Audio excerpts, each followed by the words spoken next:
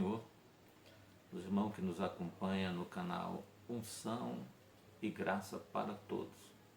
Pois bem, nós estaremos estudando a lição de número 4, 26 de janeiro de 2020, os atributos do ser humano. Pois bem, não estarei logo adentrando a lição, dentro do textuário, verdade e prática, leitura bíblica em classe e os primeiros tópicos, pois eu quero trazer para os amados irmãos uma explicação sobre os atributos divinos, que são divididos em dois tipos de atributos. Os atributos divinos, que são os incomunicáveis, que estes atributos incomunicáveis pertencem unicamente, exclusivamente a Deus, ou a Trindade Santa.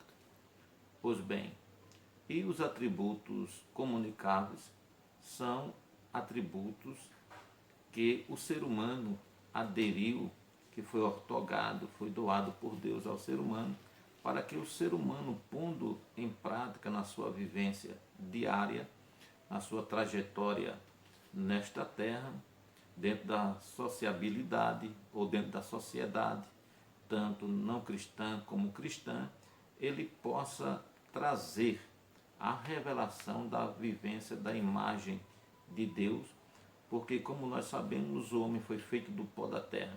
Deus sopra em suas narinas, ele recebe o fôlego de vida, torna-se alma vivente, e aí Deus, ele disse: façamos o homem nossa imagem e a nossa semelhança. E esses atributos do ser humano, ele vem com o intuito de, quando nós pomos em prática, de glorificar a Deus, de exaltar a pessoa de Deus, e também de trazer essa revelação que o ser humano, já regenerado, o ser humano dentro do plano da salvação, o ser humano que já está em comunhão com Deus, ele traz em si essa responsabilidade representativa através dos atributos do ser humano ou atributos comunicáveis, em trazer a revelação da imagem e da semelhança de Deus. E velar para transmitir ao mundo que ele traz, esse homem traz, esse ser traz a imagem e a semelhança de Deus, como está escrito em Gênesis capítulo 1, versículo número 26. Voltando para a nossa lição, a lição número 4, 26 de janeiro de 2020, os atributos do ser humano. Nosso textuário, eles nos falam o seguinte: não sejais como o cavalo, nem como a mula, que não tem entendimento, cuja boca precisa de cabresto e freio para que se não atirem a ti. Salmo número 32, versos 9. A nossa verdade prática nos fala o seguinte: criado à imagem de Deus, o homem é um ser espiritual, racional, livre e criativo. Sua missão primordial é glorificar a Deus, o Criador e mantenedor de todas as coisas. Eu acrescentei a palavra Deus aqui, mas é isso que a verdade prática quer dizer. Criado à imagem de Deus, o homem é um ser espiritual, racional, livre e criativo. Sua missão primordial é glorificar o Criador e mantenedor de todas as coisas.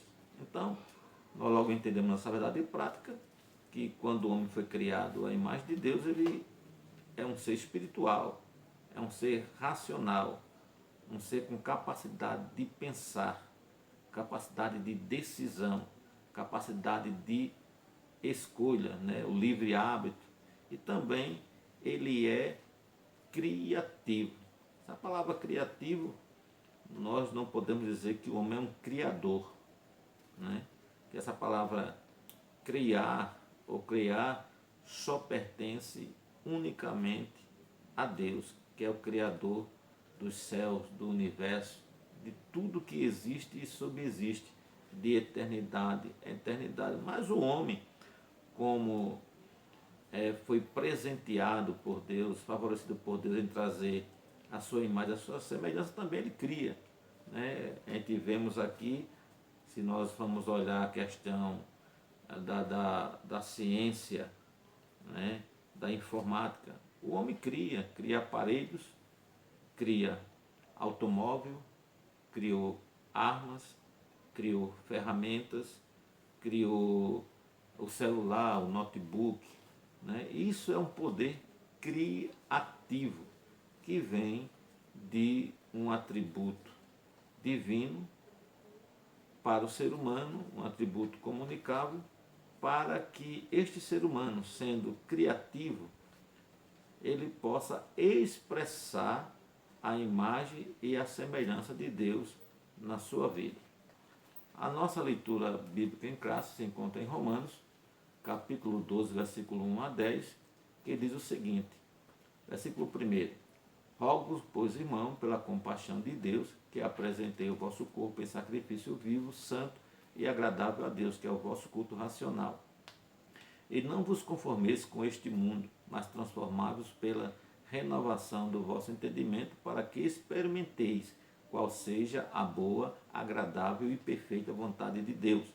Porque pela graça que me é dada, digo a cada um dentre vós que não saiba mais do que convém saber, mas que saiba com temperança, conforme a medida da fé que Deus repartiu a cada um. Porque assim como em um corpo tem muitos membros, e nem todos os membros têm a mesma operação, assim nós, que somos muitos, somos um só corpo em Cristo, mas individualmente somos membros uns dos outros, de modo que, tendo diferentes dons, segundo a graça que nos é dada, se é profecia, seja ela segundo a medida da fé. Se é ministério, seja em ministrar. Se é ensinar, haja dedicação ao ensino. Ou o que exorta, use esse dom em exortar. O que reparte, faça-o com liberalidade. O que preside, com cuidado. O que exercita misericórdia, com alegria. O amor seja não fingido, aborrecei o mal e apegai-vos ao bem. Amai-vos cordialmente uns aos outros, com amor fraternal, preferindo-vos em honra uns aos outros. Então, o objetivo da lição é mostrar a complexidade do ser humano, pois ele é um ser espiritual, racional, livre e criativo. O objetivo específico é explicar a espiritualidade humana, radiografar a racionalidade humana, expor a sociabilidade humana, a liberdade humana, o trabalho e a criatividade humana. Então, o nosso primeiro tópico, já que eu dei uma introdução sobre atributos, né, eu vou começar agora o primeiro tópico, a espiritualidade humana. Os irmãos não acompanhem na lição, porque eu trouxe uma visão geral sobre a espiritualidade humana, para trazer uma melhor e maior compreensão para os irmãos entenderem. A espiritualidade como um atributo humano.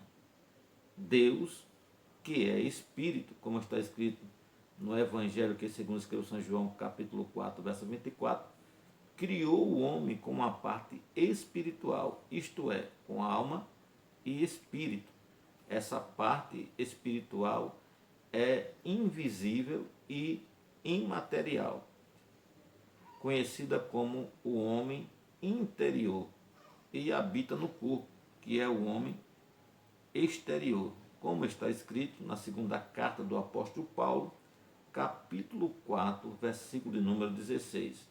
O espírito é considerado um poder sublime que estabelece os seres humanos na dimensão espiritual e os capacita à comunhão com Deus. Veremos algumas considerações sobre a realidade espiritual do ser humano. Pois bem, logo entendemos que a espiritualidade como um atributo, né, humano, né, Deus ele é espírito. Então, quando Deus fez o homem do pó da terra, soprou em suas narinas. Até aquele momento que Deus fez o homem do pó da terra, ele era um ser físico, tinha um corpo inerte, feito do pó da terra, não podia se locomover, não podia pensar, ter raciocínio, não podia enxergar, não podia ouvir, não tinha tato, não tinha olfato, não tinha paladar. Quando Deus ele sopra na narina do homem, ele dá a existência de um ser dentro do homem, imaterial, um ser invisível, um ser espiritual. Paulo, nos seus escritos, salve a memória aos Coríntios, ele diz que o homem exterior ele se corrompe, mas o interior ele é renovado de glória em glória. Então nós vemos essa expressão de Paulo como uma identificação da diferença, do ser que foi criado do pó da terra, um ser físico, material. E quando Deus sopra o ruach, o vento, o sopro de vida nas narinas do homem, o homem recebe agora outro homem dentro de si mesmo, só que um homem invisível, imaterial, chamado por Paulo, nos seus escritos, de homem interior, que habita no corpo, que é chamado de homem exterior. E este homem, ou esse ser espiritual, invisível e material, é que corresponde à comunicação direta com Deus. Em que situação? Quando o homem passa pela regeneração, tem um encontro com Deus, decida servir a Deus, quebra aquela barreira existente por causa da iniquidade do pecado, que está escrito lá em Isaías 59, versículo 2, que está escrito dessa forma: os vossos pecados e as vossas iniquidades fazem uma barreira, uma barreira, ou seja, algo que impede o homem se aproximar de Deus, do homem ter uma comunicação com Deus, ter experiência com Deus, ter uma vivência com Deus. Pois bem, nós vamos ver aqui agora algumas considerações sobre a realidade espiritual do homem. Bem, nós sabemos que quando Deus fez o homem na dispensação da inocência. O homem tinha uma comunhão plena com Deus. Até a Bíblia diz que, e assim nós cremos nas Sagradas Escrituras, pois ela é o livro de regra de fé e de vida do verdadeiro cristão, que ao findar da tarde Deus aparecia ao homem e conversava com o homem, instruía o homem, se comunicava com o homem.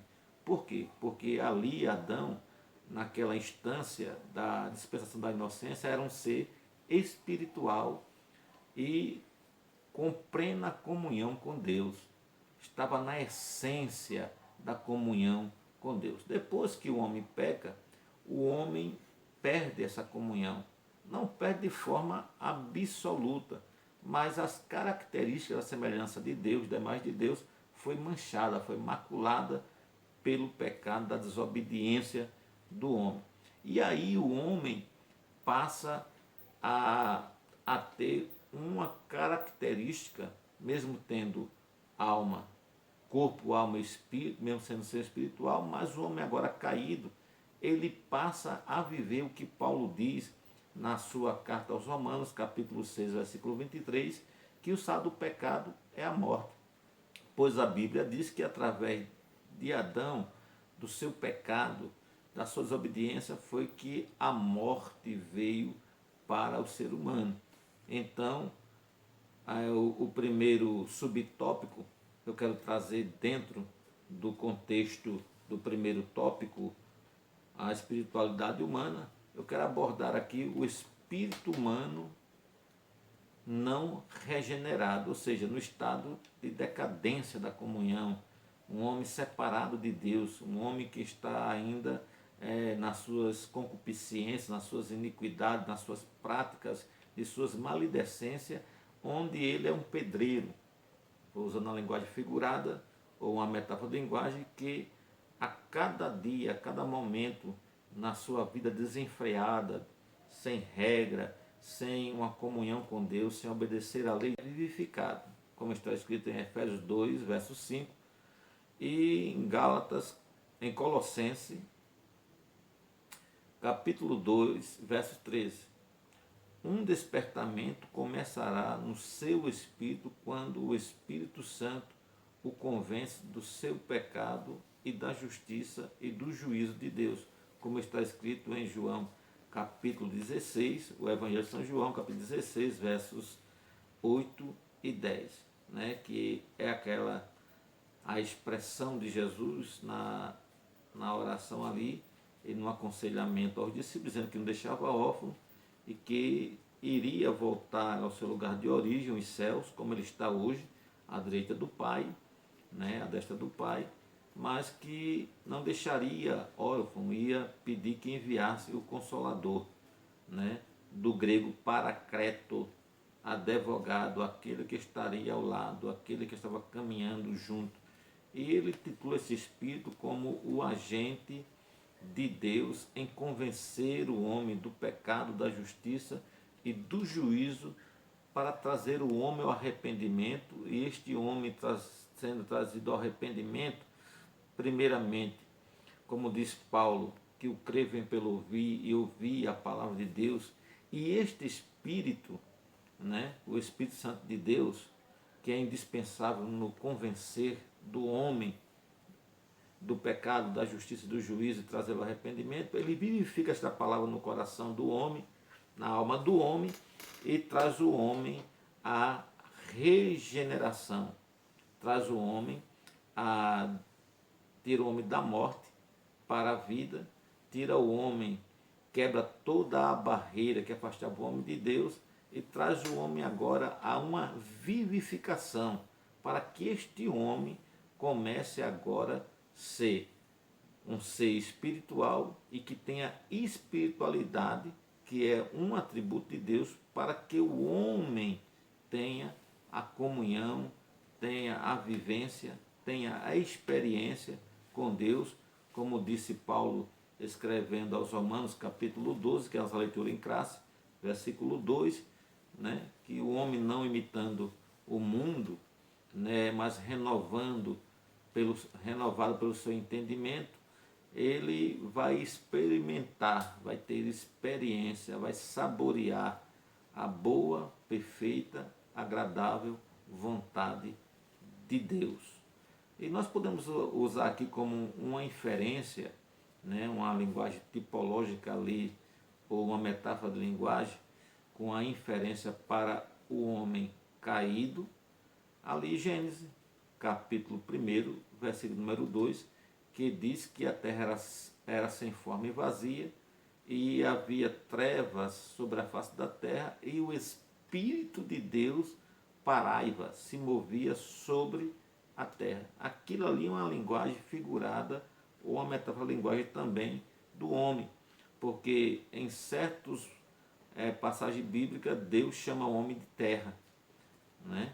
Então a gente vê ali o que eu falei, o homem morto, né? A terra ali, a terra estava deformada, havia na face as trevas, havia ali uma proporção degenerativa da terra original, né, que estava destruída, mas o Espírito de Deus se movia, ele estava ali se movendo, fazendo todo o reconhecimento do terreno que foi ali destruído, né, que foi ali danificado a sua forma original e passou agora numa decadência da forma original. Assim mesmo é o homem. O homem vivendo dominado pelo pecado, ele é o homem que foi danificado, foi maculado a sua imagem, a imagem de Deus, e a semelhança de Deus na vida dele, e o Espírito de Deus, que é aquele que convence o homem do pecado, da justiça e do juízo, que traz o homem ao arrependimento, para produzir nele a regeneração e a salvação, e tornar este homem um ser espiritual com espiritualidade, com essa qualidade do atributo espiritualidade para ter comunicação com Deus. Então é desta forma. E nós vemos ali no capítulo 1, verso 2, que depois que o Espírito Santo ele parou, ele fez um reconhecimento como estava destruída, deformada, que havia trevas sobre a face da terra. Aí Deus entra com a sua ação, dizendo: haja luz.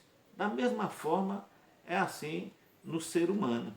Né? O ser humano que não está regenerado, está destruído, deformado, há trevas na sua alma, na sua vivência, na sua caminhada, dominado pelo seu pecado e sua concupiscência. O Espírito de Deus vem e, através da palavra de Deus, vai movendo o coração, vai movendo a alma, vai produzindo ali a luz do Evangelho da salvação, e este homem chega a ser regenerado, ou seja, toma a sua forma original. Vamos começar agora no terceiro tópico da lição, que é a sociabilidade humana. Quando nós usamos essa palavra sociabilidade, logo estamos falando daquilo que é social, né? Aquilo que é sócio, aquilo que é inerente à sociedade.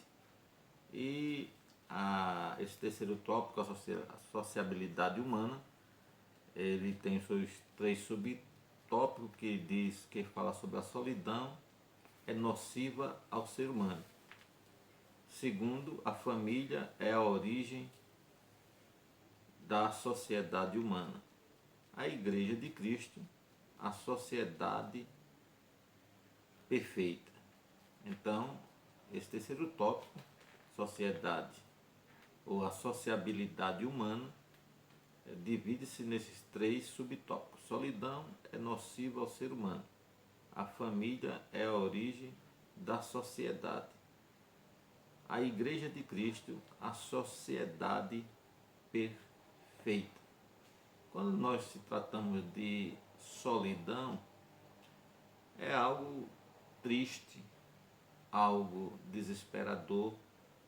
A solidão tem levado muitas pessoas até mesmo à depressão, né, a ter uma vida ao declínio psicológico e mental, até fica lunática, né? Pelo abandono da esposa, pelo abandono da família.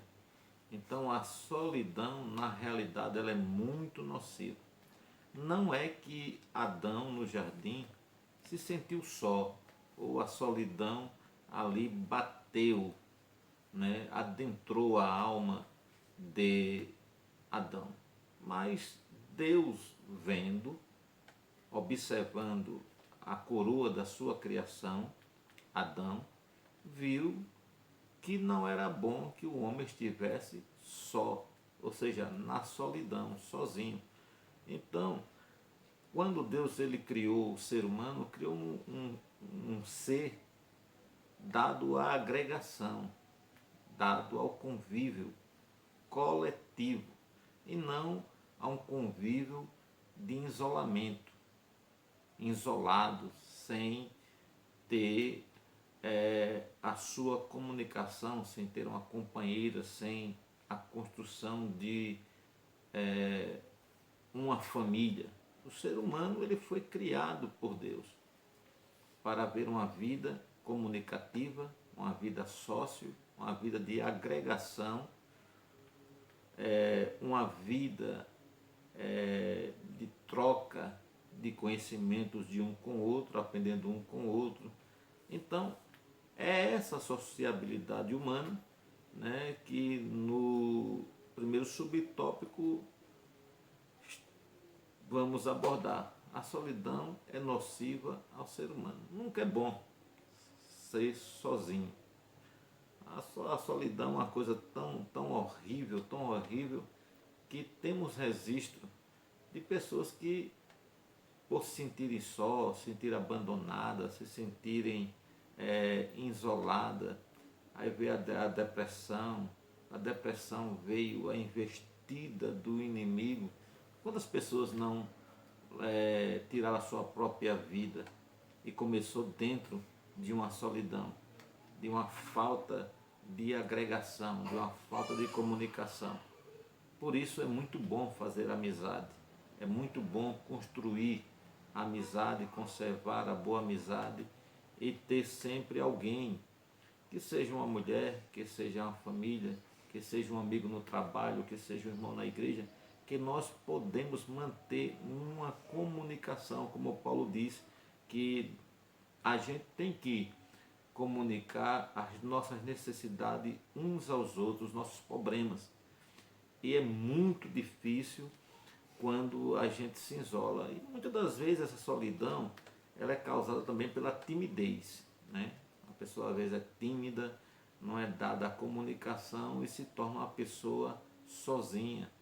Outros se tornam sós e vivem numa solidão pela sua antipatia, uma pessoa antipática, uma pessoa que não sabe conviver, não aprendeu a viver no meio da agregação. Às vezes no trabalho é uma pessoa insuportável pelo nível de querer ser certo mais do que os outros, querer ser mais sábio do que os outros.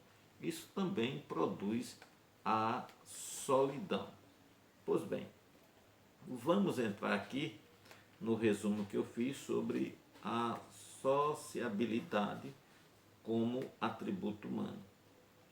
Ao observarmos no livro de Gênesis, capítulo 2, verso 18, poderemos compreender que Deus não viu como algo a solidão. Sendo assim, podemos inferir que a realidade humana é de convívio social.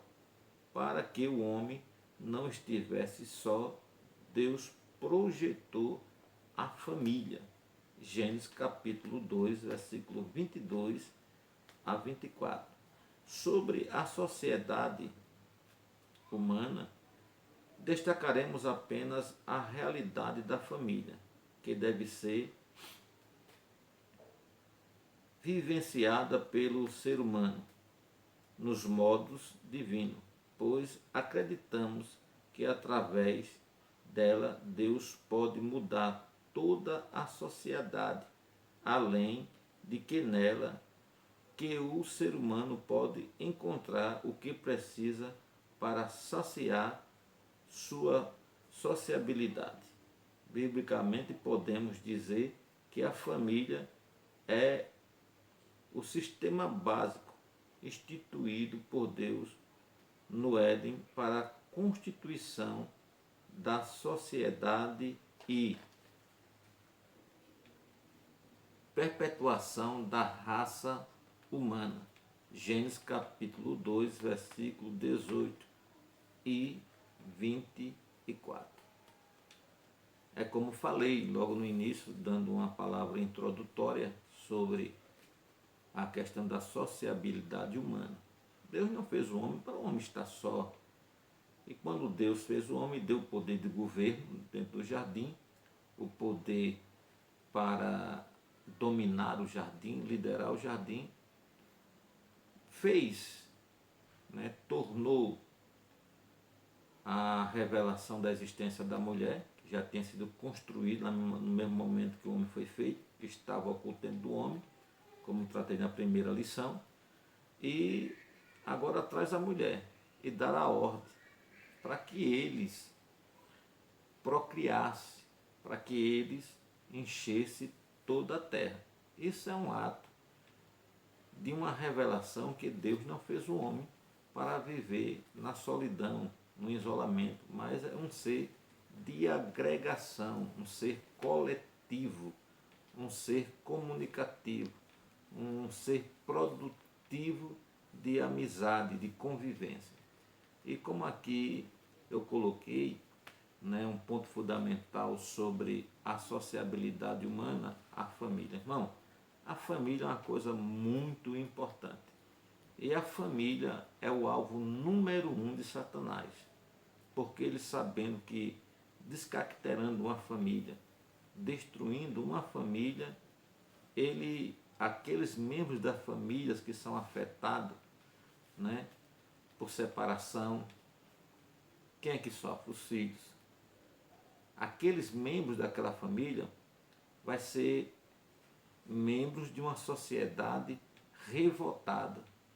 Pode ser que o menino, pode ser que a menina diga, crie diante de si, eu não quero casar, eu não quero ter uma família, meu pai batia na minha mãe era assim, a minha mãe era desse jeito, meu pai era desse jeito. Então, a gente temos que, dentro dessa sociabilidade humana e dentro desse projeto de Deus em trazer o homem e a mulher um ser associável e formador de uma família, sabermos como construir esta família.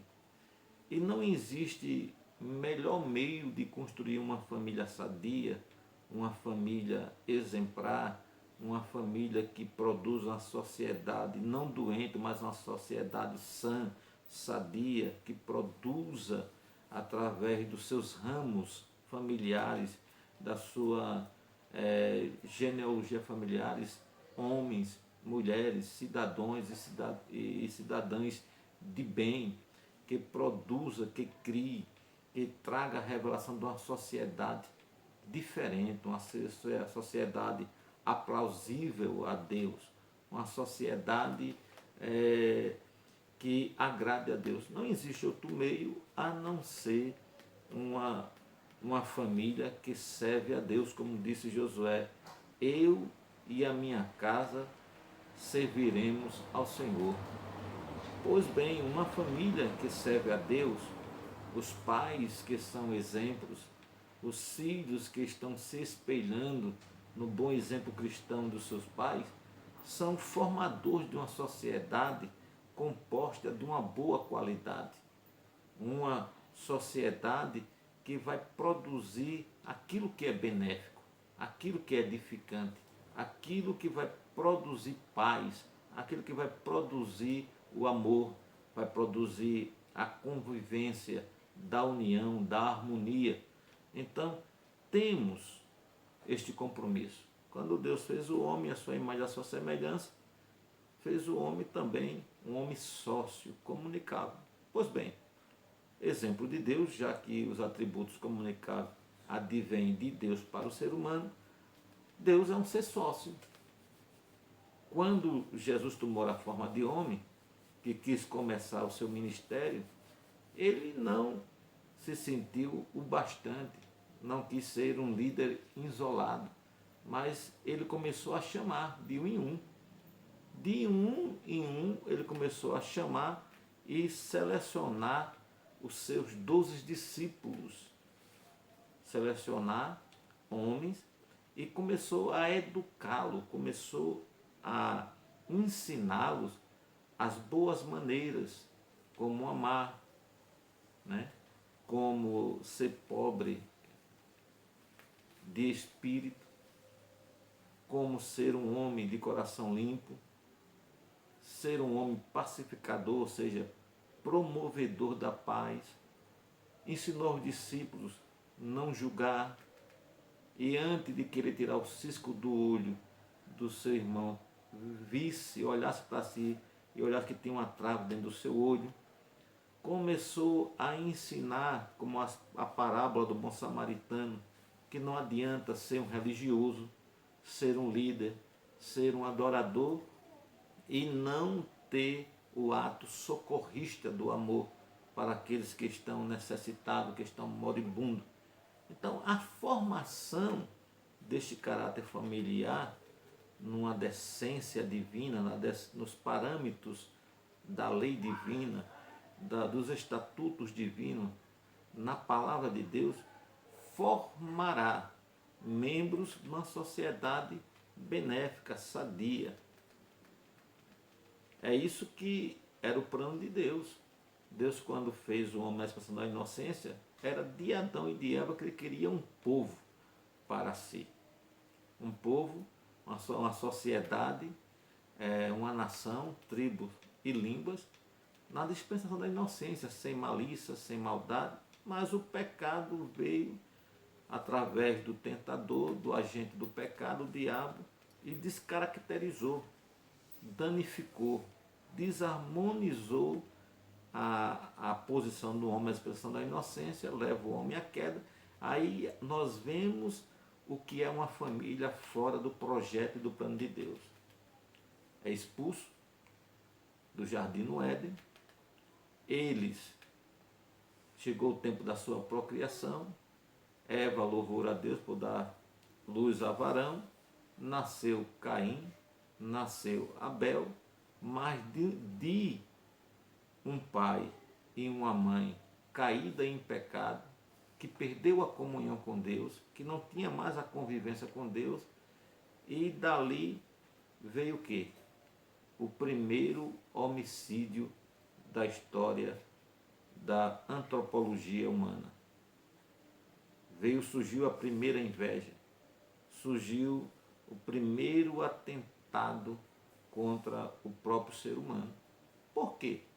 Porque Adão e Eva não conservou a essência divina na sua vida e não tinha aquilo que era bom para ensinar a sua família. E ali nós vemos em Caim e Abel dois tipos de personalidade. Um com a personalidade invejosa, criminosa, ao ponto de matar seu irmão. Um de um modo aplausível, inteligente, com raciocínio em dar o melhor para Deus, e outro em querer dar aquilo que é inferior a Deus, e mesmo Deus avisando para Caim que o pecado estava à porta, que ele não fizesse tudo aquilo ali, mas ali dentro do coração de Caim estava a semente da desobediência que herdou dos seus pais. Pois bem, vamos ao nosso quarto tópico, o livre-árbitro como um atributo humano. Entende-se por livre-árbitro a liberdade que o ser humano tem de fazer escolha.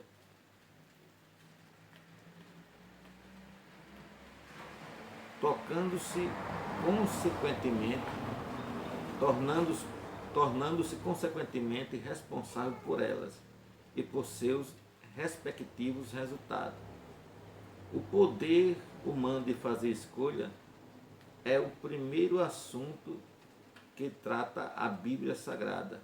O livre-árbitro é inerente ao homem, o qual não poderia ser julgado jamais se as suas decisões fossem involuntárias.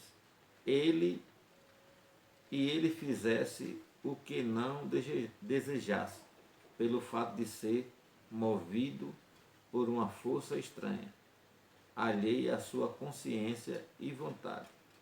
A declaração das Assembleias de Deus diz: cremos, professamos e ensinamos que o homem é uma criação de Deus, dotado de livre-arbítrio, ou seja, com liberdade de escolha entre o bem e o mal.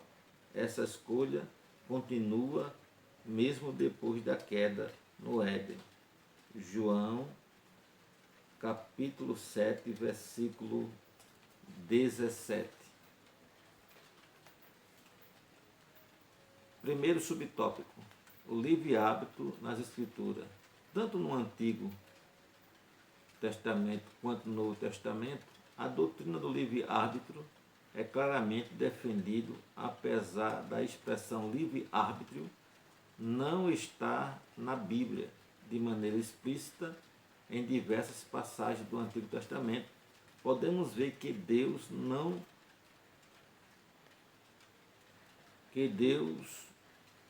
dá o poder de escolha ao ser humano.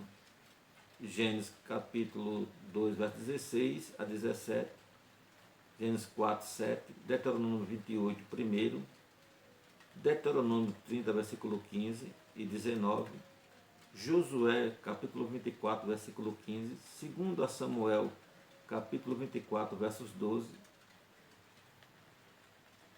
Juízes capítulo 5, versos 2, Primeiras Crônicas 28, 9, Segundas Crônicas 10,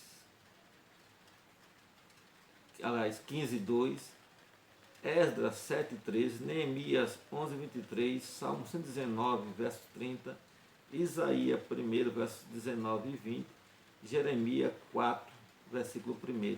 Também podemos encontrar várias referências que nos demonstram o livre-hábito no Novo Testamento. Mateus capítulo 3, versos 2, Mateus capítulo 4, verso 17, Mateus 16, 24, Mateus 23, verso 37, Marcos capítulo 8, verso 35, Lucas capítulo 7, versos 30, João capítulo 1, versículo 11, João capítulo 5, verso 40, João capítulo 6, verso 37. Aí nós encontramos também a expressão do direito de escolha. Pois bem, o homem tem esse livre hábito de escolha, só que ele tem que ter cuidado com aquilo que ele escolhe para si, porque a sua escolha é uma coisa muito importante, que pode trazer resultados benéficos e maléficos para o resto da sua vida, da sua história, da sua caminhada, da sua trajetória aqui neste mundo. Alguns teólogos e alguns pastores falam que Adão tinha e Eva tinha esse livre hábito. De forma particular, eu não concordo. Por quê? Evangelista Márcio, você não concorda com o livre-arbítrio para Adão e Eva? Porque, primeira coisa, se ele foi criado na dispensação da inocência, não conhecia o bem e nem o mal, qual a escolha que ele ia fazer sobre o bem e o mal se este homem não tinha conhecimento do bem e do mal?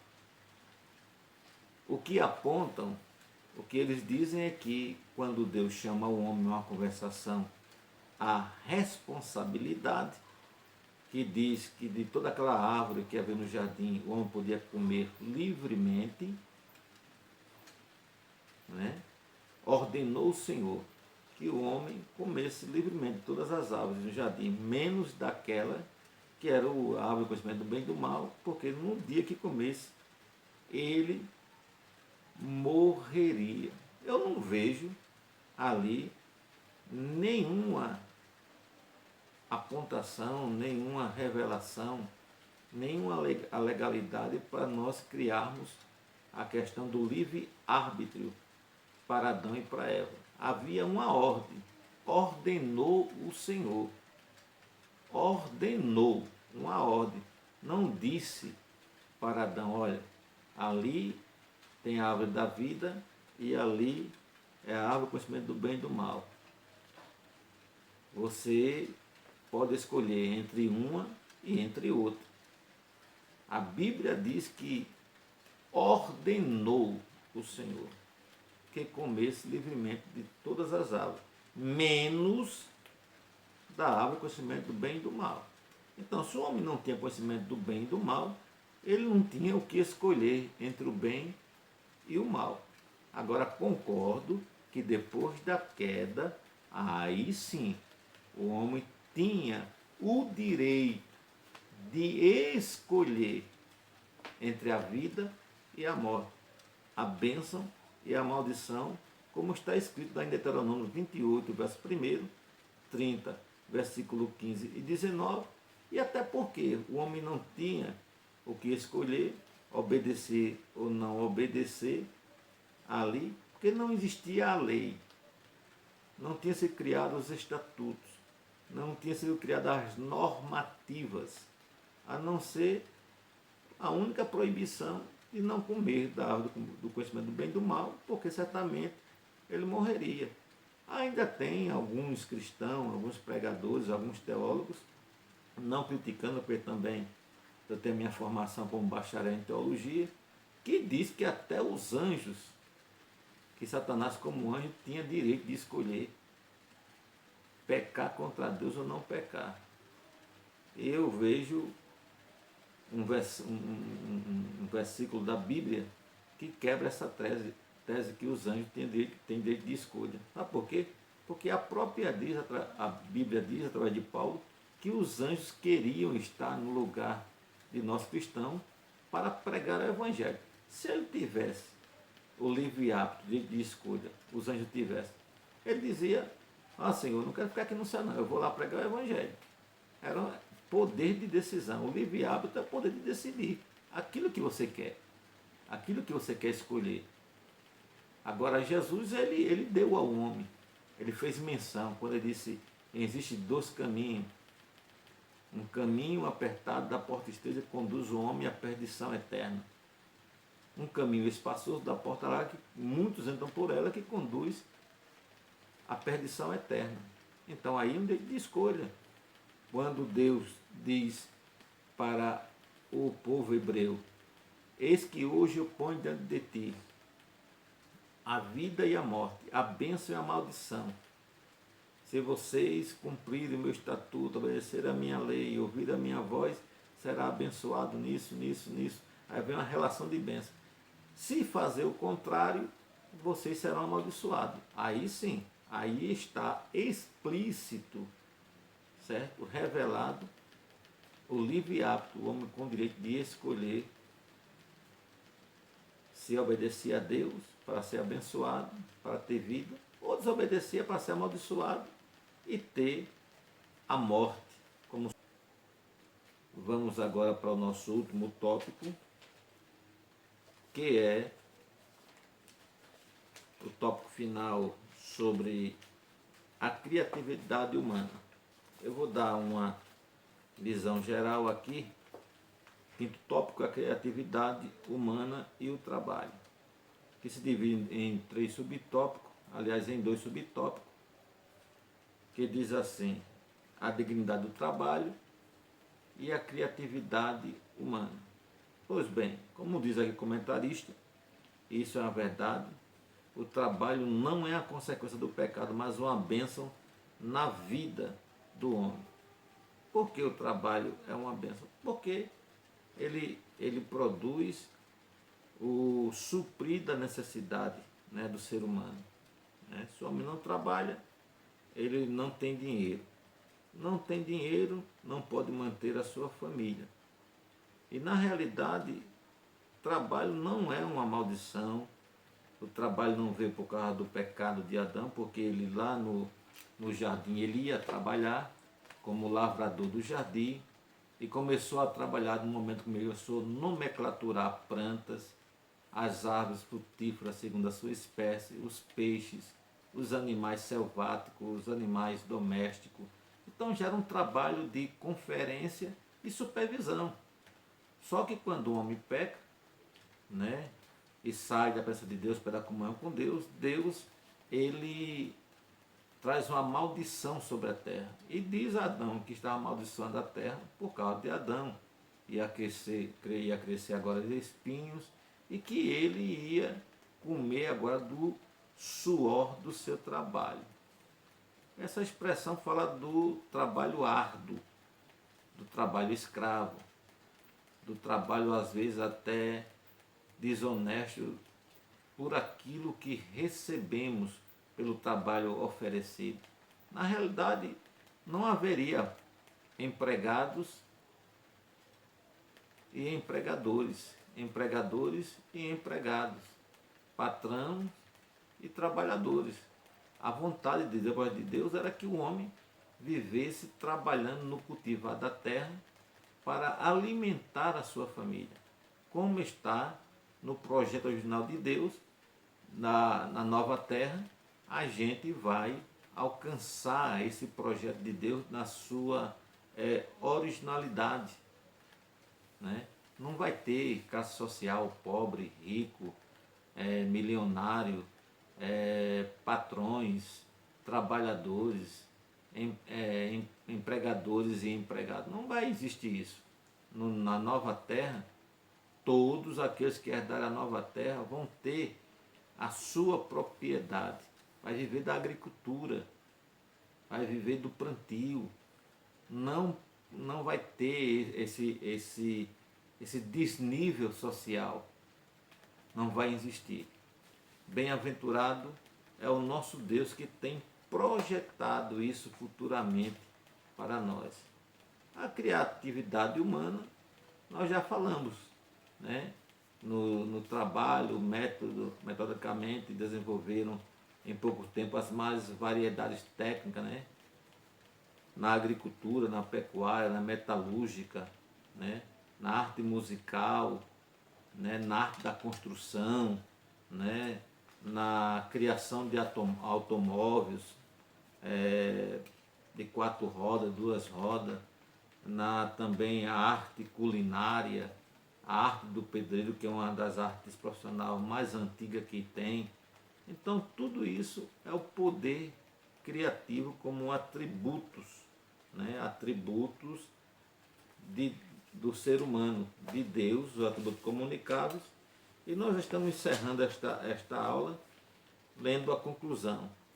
Em seu discurso em Atenas, Paulo reconhece todos os atributos que o Criador concedeu ao ser humano, apesar da queda. A humanidade vem evoluindo continuamente, mas em termos espiritual o homem regride rumo ao abismo. Somente o Evangelho de Cristo é capaz de restaurar-nos plenamente. Por isso, o Senhor Jesus é o nosso Salvador pessoal. Sem Ele, a vida humana perde todo o sentido e o encanto. Pois bem, terminamos este vídeo aula da nossa 4ª lição, dia 26 de janeiro, que é o próximo domingo, que tratamos sobre os atributos do ser humano. Fica o conselho para cada um que está nos ouvindo e também para mim que transmite esta aula, que devemos fazer uso desses atributos humanos comunicados que Deus nos dotou com para que nós façamos a revelação, a vivência da originalidade e da genuidade, da semelhança de Deus e da imagem de Deus em nossa vida. Que podemos, com esses atributos, glorificar a Deus, dar o nosso culto racional, ser uma pessoa agregada, não isolada, não dada à solidão, ser uma igreja exemplar, sermos famílias exemplar que constrói uma sociedade exemplar. Saúdo a todos com a paz do Senhor, um forte abraço fraternal em Cristo Jesus, até a próxima lição, em nome de Jesus.